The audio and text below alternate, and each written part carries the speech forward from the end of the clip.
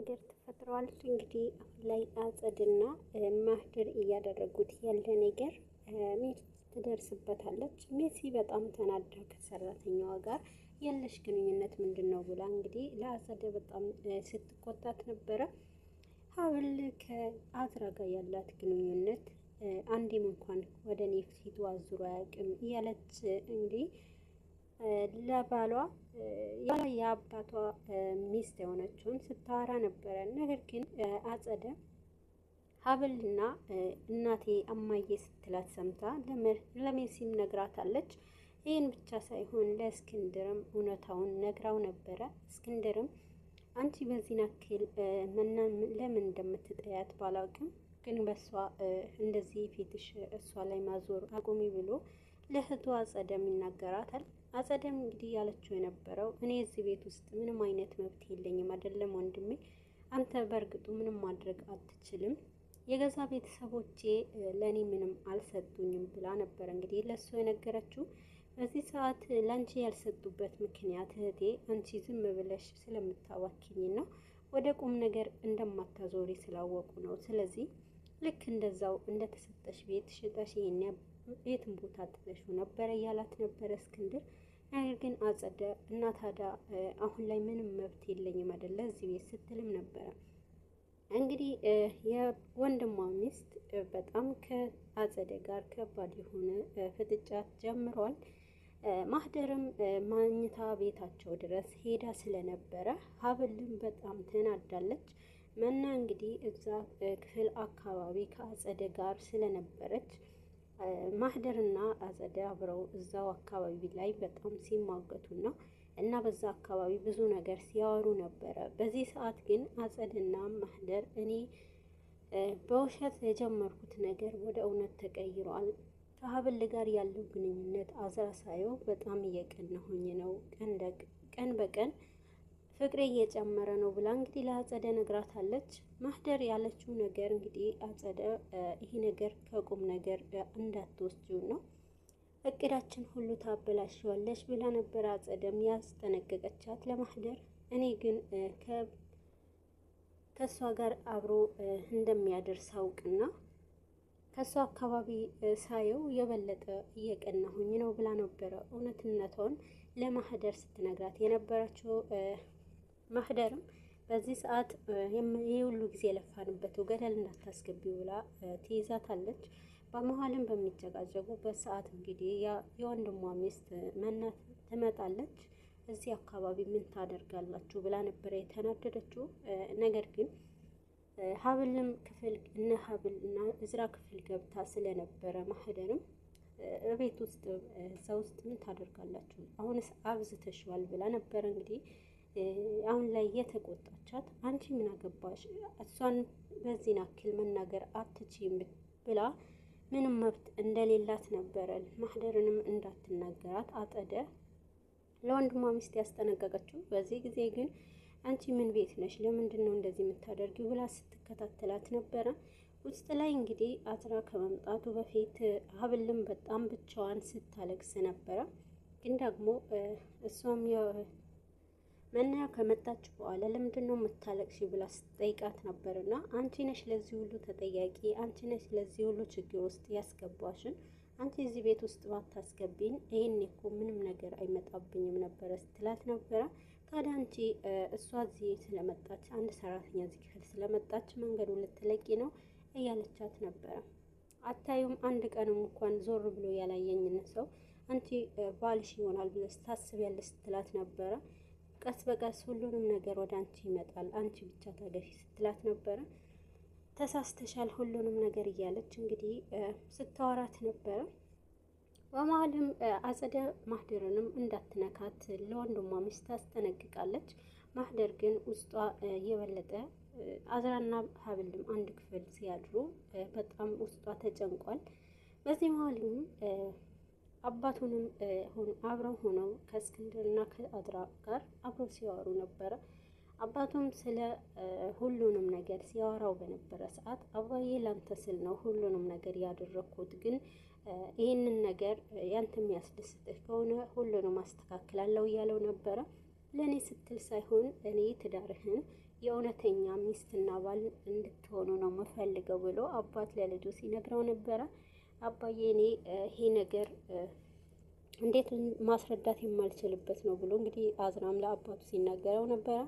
ልጄ ቀስ በቀስ ሁሉንም ነገር ታየዋለክ። እኔ እኮ አንተ በደስታህን እና ደግሞ ወደህ ፈቅደህ እሷንም የምታገባት ነው የመሰለኝ እንጂ እኔ ለእኔ ብለህ ካንተ ይሄ ነገር ታደርጋለህ ያላሰብኩ ነበረ ብሎታል። እንግዲህ እሱን ካልወደድክ አንተ ከእሷ ጋር ፍቅር ከሌለብክ ካልወደድካት ለትንሽ ወራት ለ4 ወራት ምናምን እያየን ከዛ በኋላ እንግዲህ ትፈታታለክ ብሎ ይነግረዋል። አዝራ በጣም በአባቱ ንግግር ተገርሞና ምን እያልከኝ ነው አባዬ? ስለዚህ ካልወደድኳት እንድፈታት ፍቃድ እየሰጠኸኝ ነው? ይሄ ነገር ነው እያልከኝ ያለኸው እያለው ነበረ። አዎ ልጄ፣ አንተ ሳትወድ እኔ ይሄ ነገር ልልክ አልችልም፣ ግን አንተ ማድረግ ያለብክ ቅረባትና እስኪ እያት ነበረ ያለው።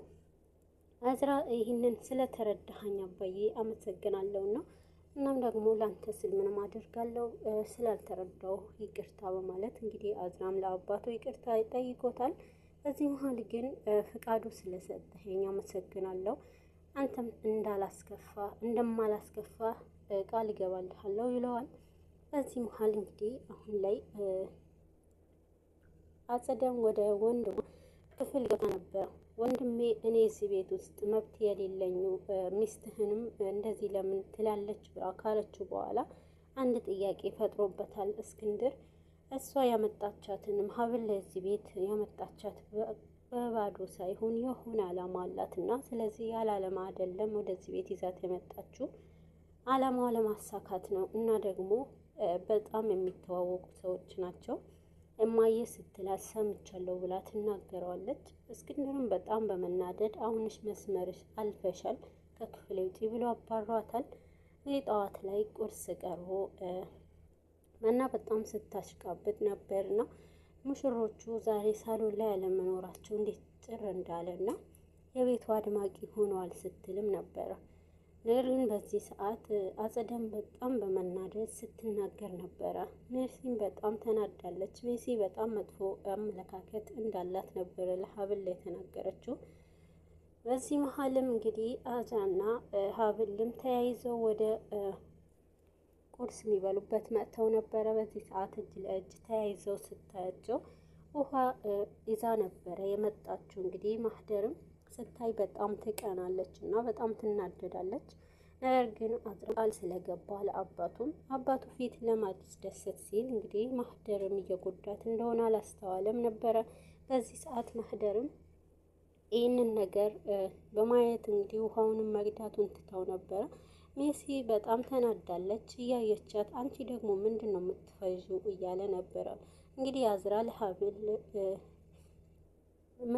የምትቀመጥበት ወንበሩም ሲስብና ሲያስተካክልላት ስታይ በጣም ተናዳለች። የበለጠ ውስጧ ተጎድቷል። በዚህ መሀል እንግዲህ ሀብልንም እንዴት እንደሚንከባከባት ስታይ የበለጠ ቅናትና ፍቅር ይዛታል። ማህደርም ውሃውን መቅዳት ትታ እንግዲህ አንዱ ብርጭቆ ላይ ውሃ እየቀዳች እያለ ታፈሰዋለች። በዚህ ሰዓት ሜሲ ላይ ስለነበረ ምንድን ነው የምታደርግ ብላ እንግዲህ በጥፊ ስትመታት ነበረ። ነገር ግን ያንን ጊዜ የተፈጠረው አዝራ ምግቡን እያጎረሳት ለሀብል ስለነበረ ነው። ሀብል ግን በጣም ደስተኛ አይደለችም። በጣም ተከፍታለች። የቤቱ ሁኔታ በጣም አስጨንቋታል። ከአቶ እስክንድር በስተቀር ማናቸውን ፊት ስላልሰጧትና የበለጠ እንደ ጠላት እንደሚያዩት እርግጠኛ ሆናለች እና ይህ ነገር ደግሞ የግድ እዚህ ቤት ያመጣሁሽ አላማውን ለማሳካት ነው ብላ እንግዲህ እሷንም እየገፋፋቻት እንደሆነ ነበረ። እዚህ መሀል እንግዲህ ማህደርም ወደ ውስጥ ገብታ ስታለቅስ ነበረ።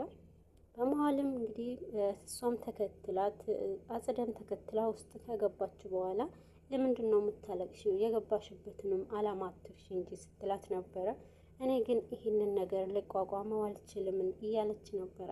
በዚህ መሀል አሁንም ደስ የሚል ነገር ማድረግ ትችያለሽ ብላ እንግዲህ ወደ እራት ግብዣነት እንደሚያደርግ አድርጋ አስውባታለች። ማህደርም ካስዋባቻት በኋላ አሁን ላይ ለምንድን ነው አዝራን ወደ ውጭ ይዘኸኝ ውጥ የማትዩ ብላ ነበረ የተናገረቻት። አጸደ ማህደርን ውብ ካደረገቻት በኋላ እሱም እራት ይዟት እንዲወጣ እንድታናግረው ነበር ያነገረቻት። ማህደርም እውነት ለመናገር እሱ እንደዚህ ካልኩት እሺ ይለኛል፣ ግን ደግሞ ከዛ በፊት እሱ ብሎኝ ነገር ግን እኔ አልተስማማውም ስትላት ነበረ። አጸደ እንዴት ነው ይህንን እድል የምታበላሹ ብላ ትነግራለች። ከዚህ በኋላ እሷን ካስዋበቻት በኋላ እንግዲህ ወደ ታች ትወርዳለች። ሜሲ እንግዲህ አሁን ላይ ማህደርና ወንድሟ አዝራ ሆነው አንድ ቦታ ላይ ማህደርም ስታለቅስ ክፍሏ ገብቶ ስለነበረ እሱንም ስታለቅስ እያባበላት ነበረ። እባክሽ ለትንሽ ጊዜ ታገሺ ሲላትም ነበረ። በዚህ ሰዓት መታገስ እንዳልቻለች ስትነግረው በነበረ ሰዓት እሱም ግን በጊዜው እሷንም ለማባበል እያቀፋት ሜሲ ትደርሳለች። ሜሲ ባየችው ነገር ላይ እንዴት ወንድሜ በዚህን አክል ወርደህ ትታያለህ ብላ ተናዳ ተናግረዋለች።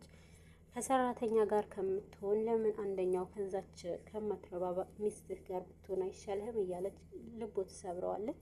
ማህደር ልክ እንደሆነች አንተ እሷንን ምንም ማለት አትችልም፣ ልክ ናት፣ እኔ ሰራተኛ ነኝ እያለች ስትነግረው ነበረ።